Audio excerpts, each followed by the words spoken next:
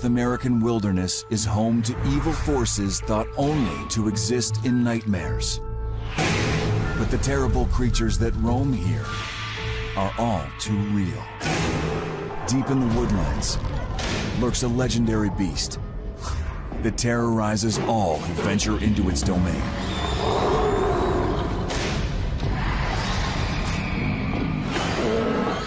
It sounded like something we didn't want to mess with. We're gonna die today. I panicked. I started to cry. And I'm like, oh my God, it's real. They exist.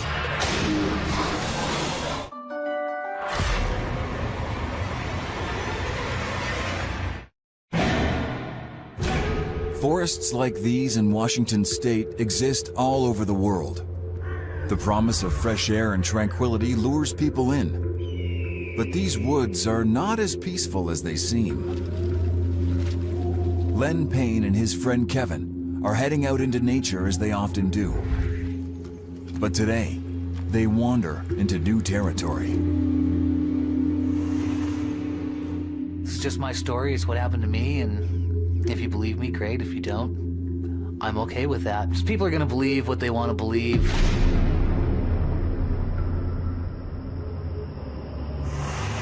Me and Kevin grew up together. I've known him since like the 4th grade. Man, it's too bad Tyler couldn't come, eh? Oh, I know, man. He was actually the one who taught me how to shoot. Oh, really? Yeah, man, yeah, we used to kick it back home. Yeah, right over here.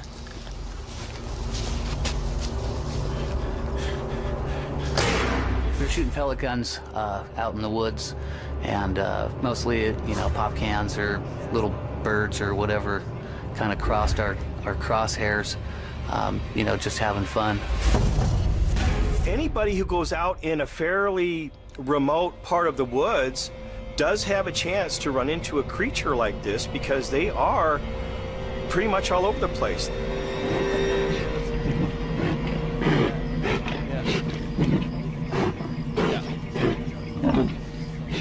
I used to come down here. Really? When I was a kid, yeah. So you know the area? Practice shooting. Perfect. I don't know it too well because it was a while ago, but... Oh. Here, you go set up and I'll yeah, go over there. We're setting them up and just shooting target practice, and we were probably out there for a couple of hours. Can you see it right here? Yep. Perfect. Okay, go for it. One? Don't hit me, though. No, no, no. All right, gotta watch out.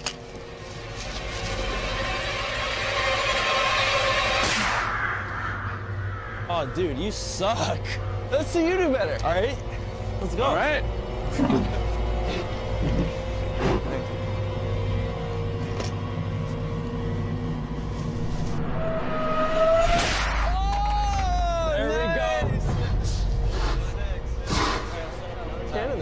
Try again. So it's probably like 2:30, 3 o'clock in the afternoon, and way off in the distance is when we heard that initial sound, and didn't sound like anything, you know, that we had heard before. Did you hear that? What was that? Sounded like a coyote? Nothing like I ever heard, man. Dude, that sounded really close. We should probably get out of here. No, man, it can't be that bad.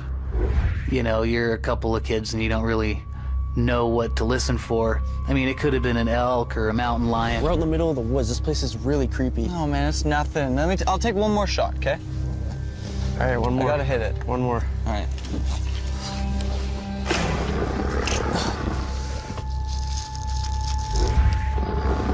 We gotta hit this one before we leave.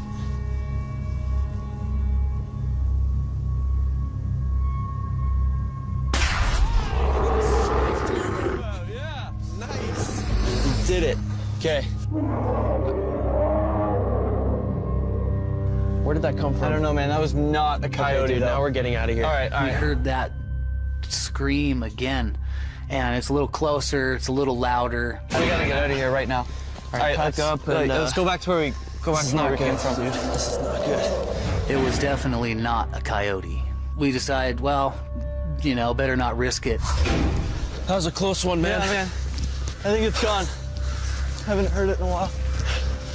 So we start kind of walking back, and we're just, you know, moseying along, talking and stuff.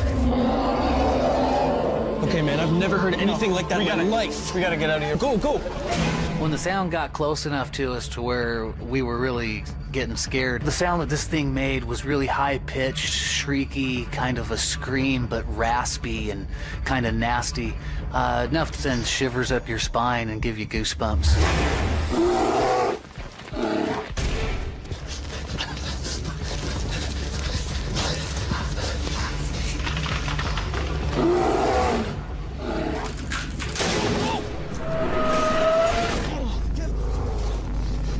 It sounded like something we didn't want to mess with, so we decided to hightail it out of there.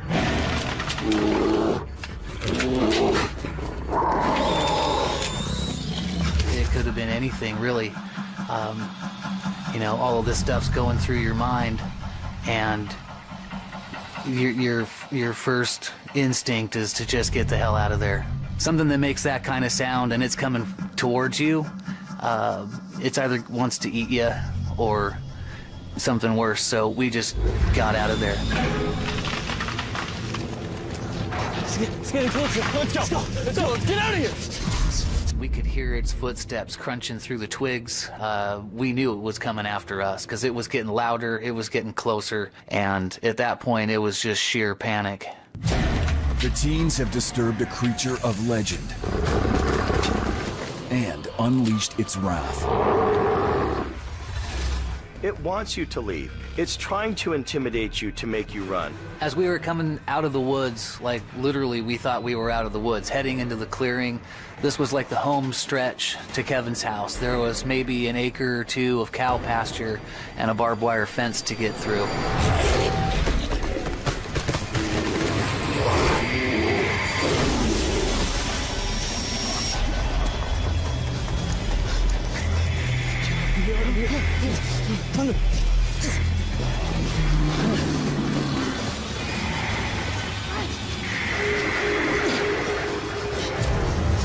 As we came through the clearing and dove through that barbed wire fence, we looked back at where we came, and that's when this thing burst out of the trees. Just both hands in the air, hair flying. Like ultimate panic at that point, like scared to death.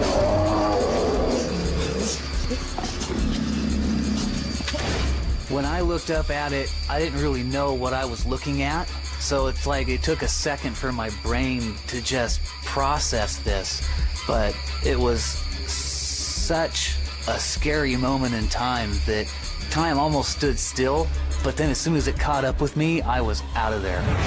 This thing was massive and pissed off. This thing's whole purpose was to get us. It was mad at us for some reason and was chasing us down no matter what was in the way. It probably knows that humans aren't used to seeing them, and it takes that as its advantage to try and make you leave its territory.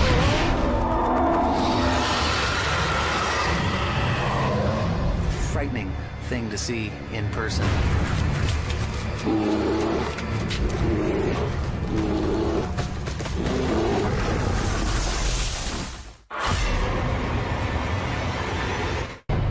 There have been reports of violent acts by these creatures. Hunters gone missing, of hunters found brutally killed, and there's a lot of big barefoot type footprints in the area. Their rifle has been wrapped around a tree. Len and Kevin headed into an unfamiliar part of the woods for a bit of fun. And now, they are being chased by a terrifying beast. That was probably the most scared I've ever been. I mean, this was like, we're gonna die today, kind of scared. So as we're getting closer to Kevin's house at just a full-on sprint, I could tell this thing was getting closer behind it. I could hear it breathing. I could hear it moving through the grass. And the smell preceded it. It just smelled like a dead animal and wet garbage. Kevin's door was open, luckily. It was the back door of the house, and it was a big, thick door. with no windows in it. And Kevin got to the door first, I got in second, slammed the door behind us. We were kind of making our way through the house, still scared, didn't know if this thing was gonna come breaking through the door.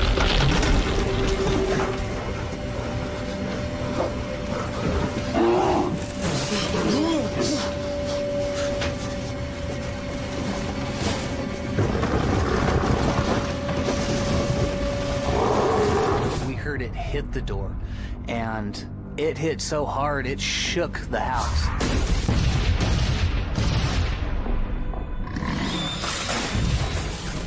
Me and Kevin were just like, is it gonna get inside? Why is it chasing us? You know, what are we gonna do, you know, if this thing gets inside?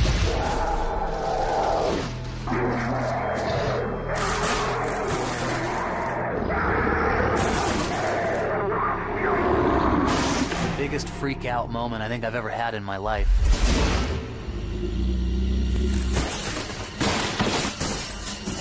That thing broke out the kitchen window, the trash cans hitting the door. And it probably thrashed around back there for a good 5 to 8 minutes.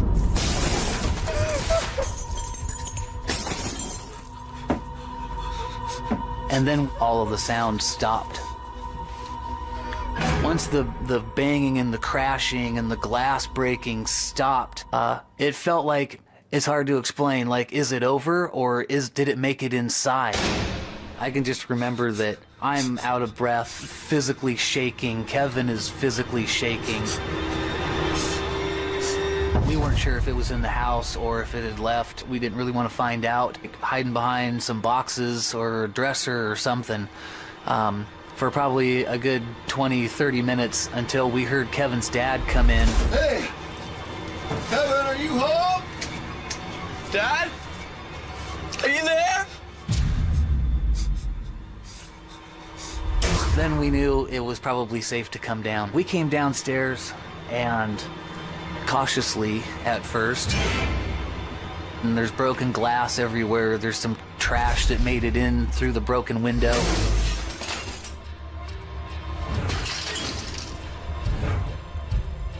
We went outside, and that metal door had dents in it. 2 of these big galvanized metal trash cans looked like flat beer cans.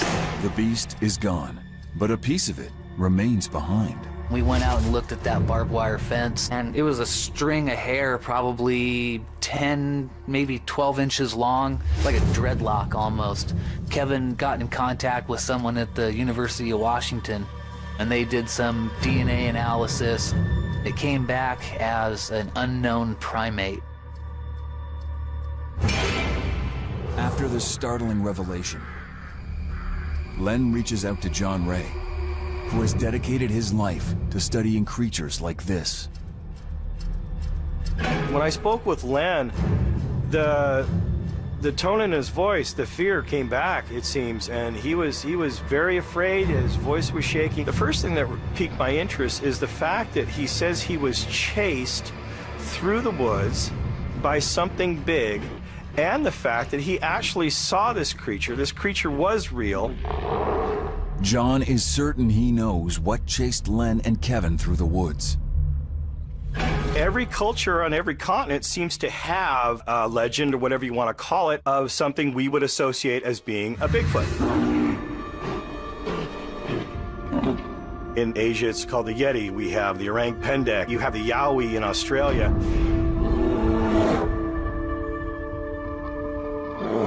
Here in the Pacific Northwest, we go by Bigfoot. John understands how terrifying an encounter like this can be. I could tell that this story deeply affected Len. It's not something he's going to forget. I've never seen anything or heard anything like it personally myself, so, but yeah, I do believe it's out there. So we got chased by Bigfoot. This mythical beast is thought to be hiding in forests all around the world, as Anna and Cindy are about to find out. We were in its territory. We were not wanted up there.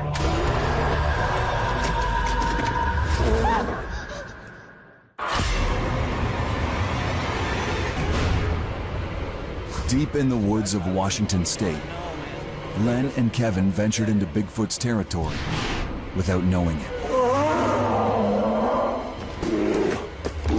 And now, in a different part of the state, Anna and Cindy are about to do the same. The tale Anna has to tell terrifies her so much, she doesn't want to be identified. When you tell people this story, my friends, they would laugh, but I get nervous just talking about it. I'm shivering. I'm still bothered by it. It's still scary. There's only one way in and one way out of that mountain.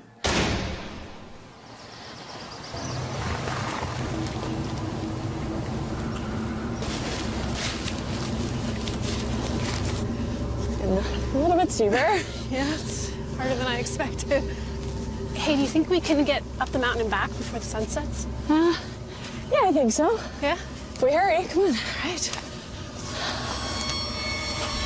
We're a little bit embarrassed because we should know better. We know that with the mountains and the way the sun comes down, it gets dark pretty quick.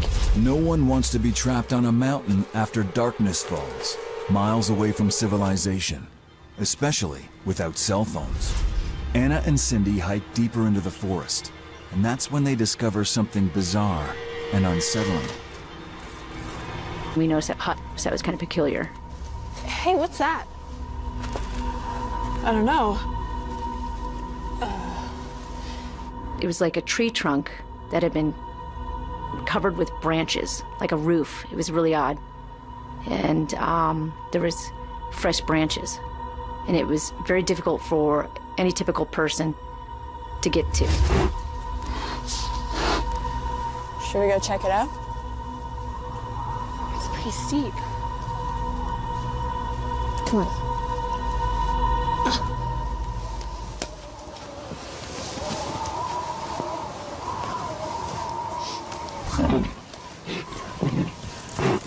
Cindy's more of an adventurous personality. She wanted to check it out. It was so steep and a little bit dangerous to get to, but it was strange and I was curious. I don't even know if to call it a hut.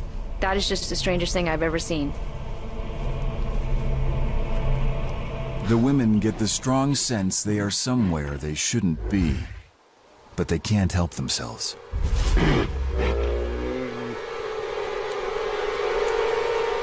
We were nervous because at first we thought, oh my God, what if there's some creepy guy living in it?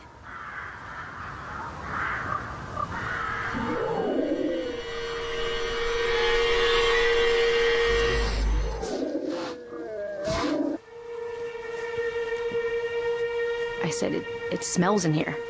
It smelled like a wet dog times 10. It was really bad. Oh, jeez. Jeez. Oh. Oh my God, look at this. The pair find the remains of old clothes and devoured animals. It just started to get more eerie and scary.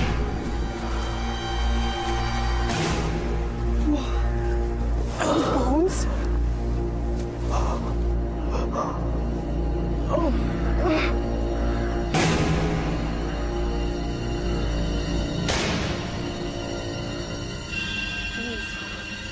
The inside of the tree was scraped, and that being a little bit spooky. It seemed like there was somebody there. It really did feel like we were being watched. Cindy, what? I don't think we're alone. Cindy, she doesn't scare easily, but she was like, come on, let's go.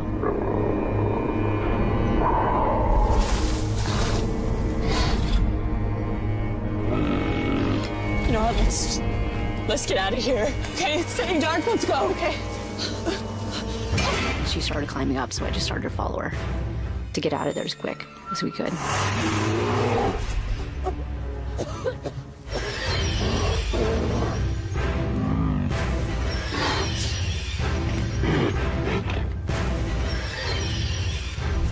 It was getting to a point of where it started to get dark. The way the sun sets on that mountain, we had to get off.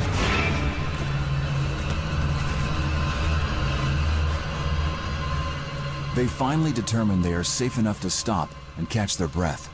Hey, slow down. I have to pee. Just make it quick. And she went behind some brush and leaned up against a tree. I was just standing there.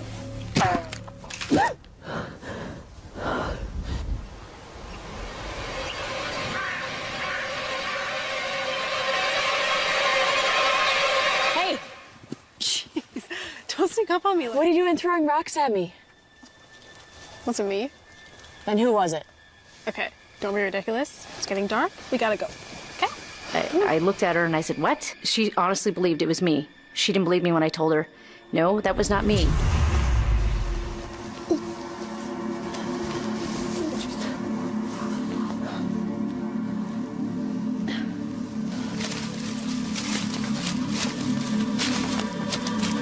Damn it. What? Now I gotta go.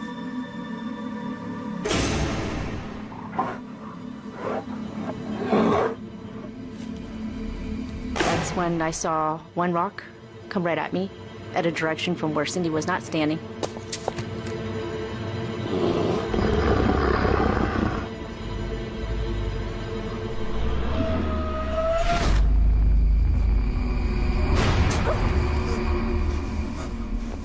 And then another, close to my head, within inches from the top of my head, that hit the tree that I was leaning against. I panicked.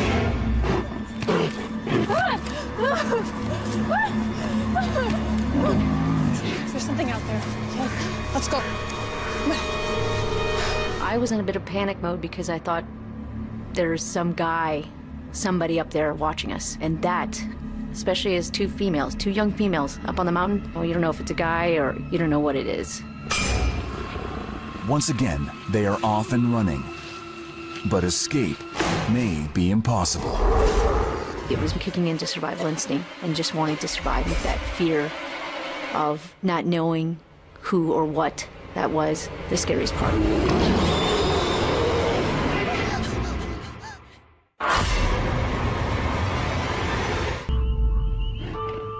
Actually, I'm getting nervous just talking about the story. I just get the shakes. Anna and Cindy went for a hike on the mountain and ventured deeper into the woods than they should have. Now, after investigating a mysterious dwelling, they're suddenly under attack by the creature known as Bigfoot. Whoever, whatever it was, throwing rocks at us. We were the last ones on the mountain. It was scary. That did elevate the fear. And it was as if that person was, or thing was right in front of me. But I couldn't see it.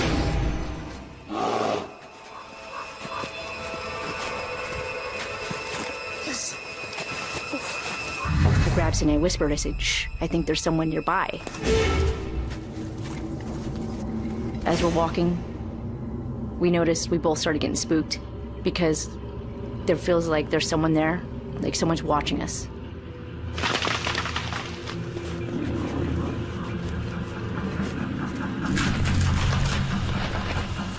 We started to walk fast, and that's when we can hear branches snapping.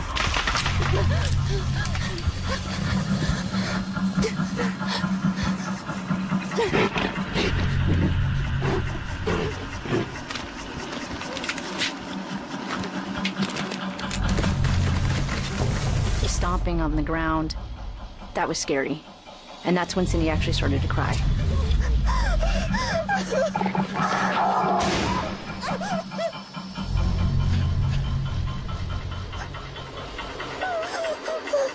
And when I saw her crying and the look of panic on her face, that scared me. They can't see what's chasing them, but they know it's angry.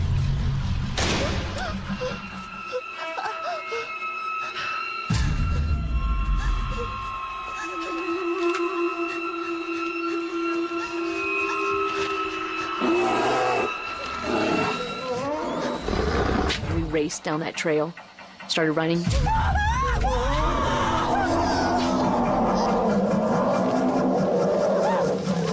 That I'd have fear telling the story because of, you know, how intense it was, how scary it was to be.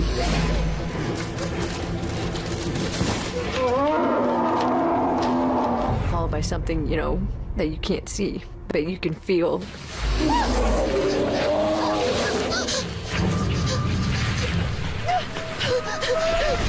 The uncontrollable fear that takes over you, and you cry, you can't stop, and the shaking.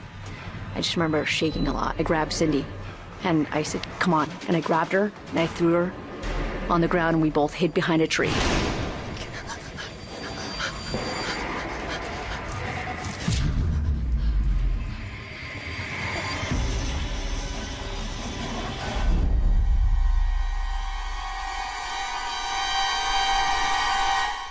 And we're laying there, it got quiet.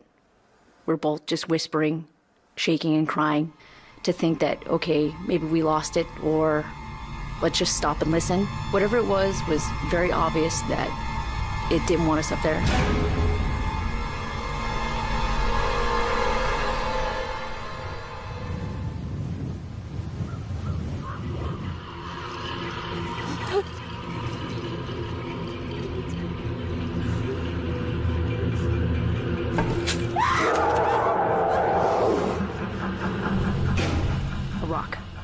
Threw right at us, right above our heads. We just booked it down that mountain.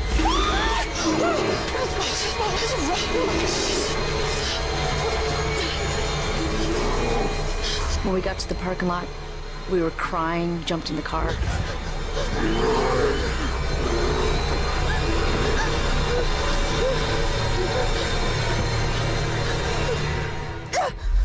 Locking the doors was the first thing we did.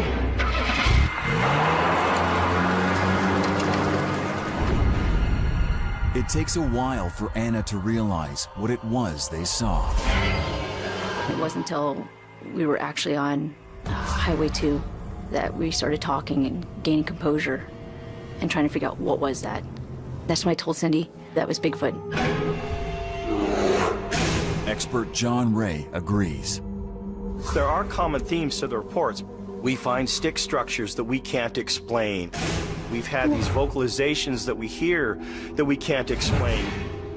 The witnesses says they experience a nasty smell. It smells so bad. We've had reports of rock throwing where witnesses and rocks coming out of the woods at them. It wants you to leave its territory. Anna has learned her lesson. Years after that incident, I carried my gun to go hiking. Experiences like this can turn skeptics into believers. Dr. Matthew Johnson dismisses the legend until he takes his family on a hike right into Bigfoot's territory. Within a matter of minutes, we're surrounded. I was scared to death. I was terrified.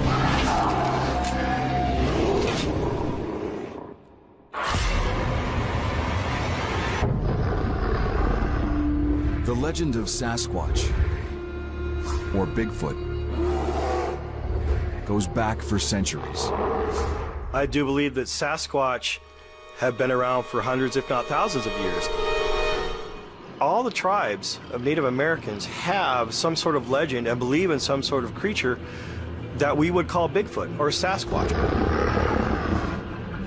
Why are these things so elusive? Why can't we find them with our technology? No amount of survival skills that you have can ever prepare you for being in the presence of something huge in the middle of the woods at night that could rip your lungs out. Not everyone, much less a trained psychologist like Dr. Matthew Johnson, believes these stories until they have to. I remember in 6th grade, I checked out a book from the elementary school library that had a picture of Bigfoot and the Loch Ness Monster and a UFO and ghost on it, and I read through that book and ate it up. Did I believe it? Maybe, maybe not, and it wasn't on my radar.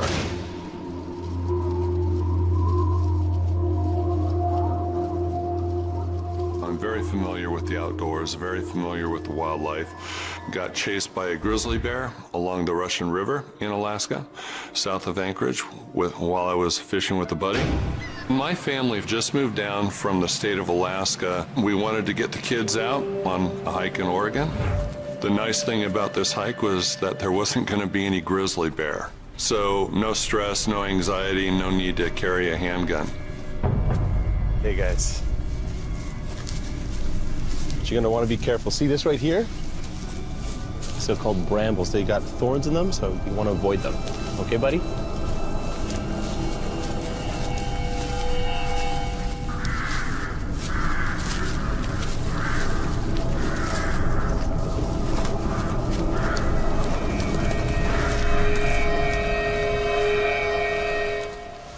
We're almost at a clearing. We crossed a path where we could smell this horrific stench coming downwind down the mountains.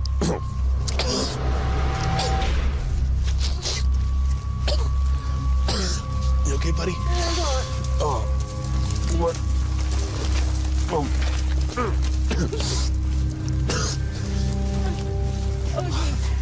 What is that? It smelled as strong as a skunk, but it wasn't a skunk. It was a mix of, I don't know, garbage, wet dog, fecal matter. It was, I can't describe it other than it was just horrific. It's disgusting. Let's go. Do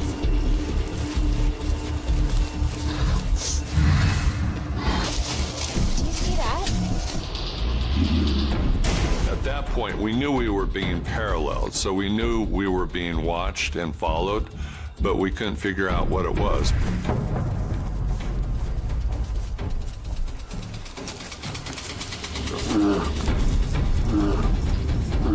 What is that? No, run. It was making a deep bass guttural mammal. Whoa, whoa, whoa. We're talking big lungs. Never heard anything like that in my life in 20 years of hiking and camping and fishing in Alaska. Neither had my wife. What could be making that noise? It's gonna be okay.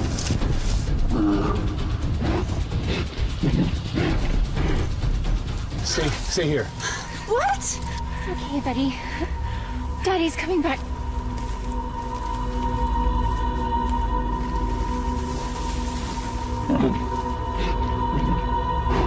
And that's when I saw Bigfoot out of the left corner of my eye walk off the pages of myth and legend into reality.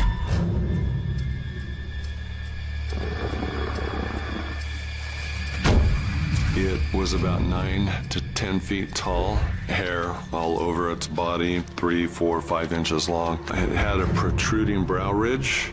Its nose was flat, and the hair came up to the face, but not all the way. And the skin was black, eyes were dark. And then it was behind a tree watching my family over on the trail. Everything I knew about the great outdoors came crashing down inside my head. I literally could feel that cognitive schema just crash. What the heck was I looking at? You know? And I'm like, oh my God, it's real. They exist. Then I felt my brain reboot. And then these real strong protective instincts kicked in.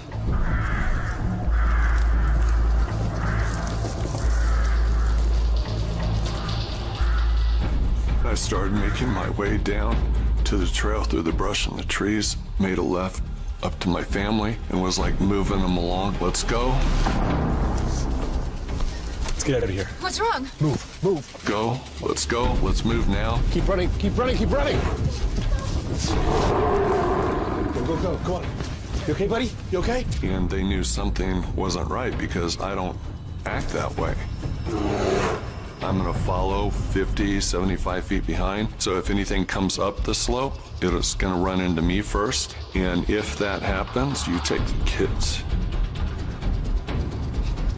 And you run. You run. You don't look back. Although I'm almost 7 feet tall and weigh 300 pounds, what I saw on the mountain that day was 9 to 10 feet tall, close to 1,000 pounds, and could have crumbled me up and thrown me away.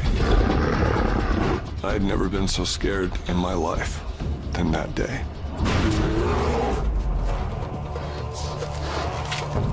When I encountered the Bigfoot on July 1st of 2000, I had no idea at that moment in time how it was going to profoundly change my life.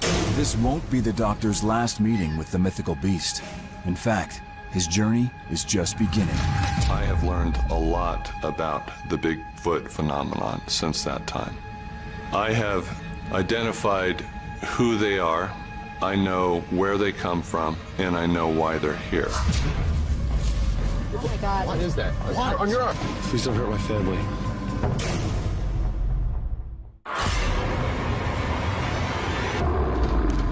Although hundreds of people have seen Bigfoot over the years, many don't believe he actually exists. Dr. Matthew Johnson is a trained psychologist who is a skeptic until he sees the legendary creature for himself. After spending years up in the mountains, it's very clear to me that they exist.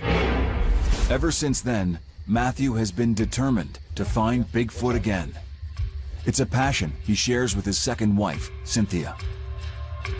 Similar to Matt, when I was in elementary school and junior high, I read the books that were available that told the Native American stories. I pretty much had made up my own mind that if there was that kind of creature, human development had probably forced it into being extinct. But when Matt told me his story, I believed it. While some experts believe Bigfoot has lived alongside humans for millennia, Matthew disagrees. I found the truth. I know who they are, I know where they're from, and I know why they're here. His obsession for answers fills his days and his nights.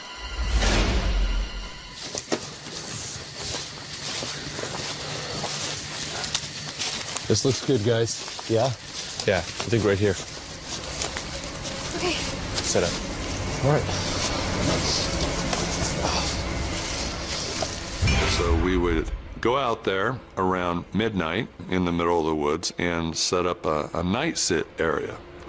Turn our flashlights off and sit there in the dark and wait for them to come to us. The couple invites a close companion to join them.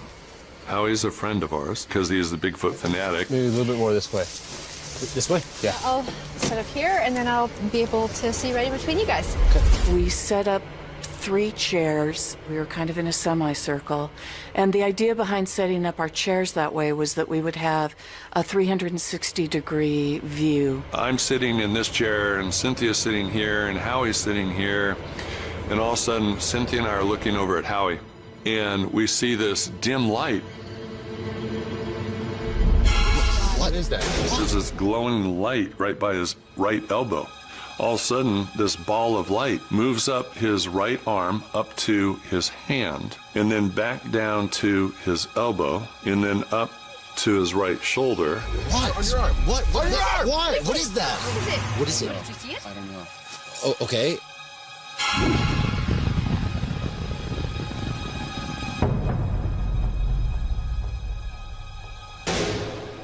And then it zips up into the sky about 20, 30 feet above us, and then it zips off out of the woods. It's really hard to describe. I was just really left with my jaw hanging open. And we're sitting there in the dark, and all of a sudden we, I don't know, within a matter of minutes, we're surrounded.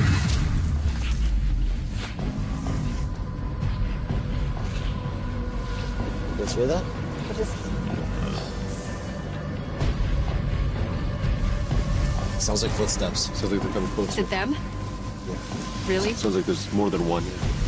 Is it dangerous?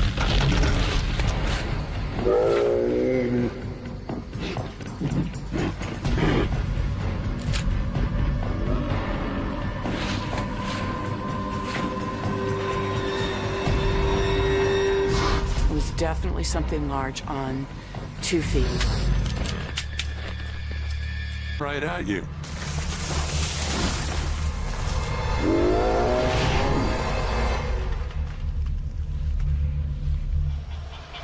And all of a of a sudden he disappeared, but you could still hear the footsteps coming.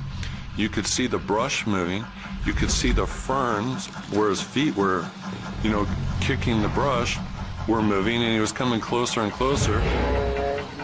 Watch out! What?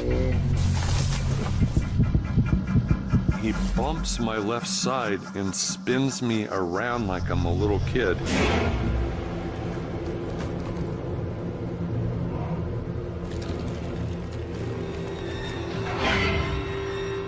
He continued to walk past me with an intelligent, sentient being. And their ultimate goal is to connect with the human race. Whether extraterrestrial in origin or indigenous to our planet, expert John Ray still warns everyone to stay out of their territory. As Anna and Cindy and Len and Kevin found out the hard way. If they felt threatened, these creatures are known to be very territorial. It's its kingdom. It's going to want to protect it. It's not going to want humans or anything else messing around with it. It's weird because I'm shivering. I'm surprised that I'm still bothered by it. It's still an exciting experience, but it's scary at the same time. We never went out to that part of the woods, I don't think, ever again. We avoided that place like the plague. If a Sasquatch wanted to kill a human, it would be very easy. They could throw a fairly big rock at us and hit us in the head and it would be all over. It could kill us easily in many different ways, the same way it kills its prey. We're not any different than the prey.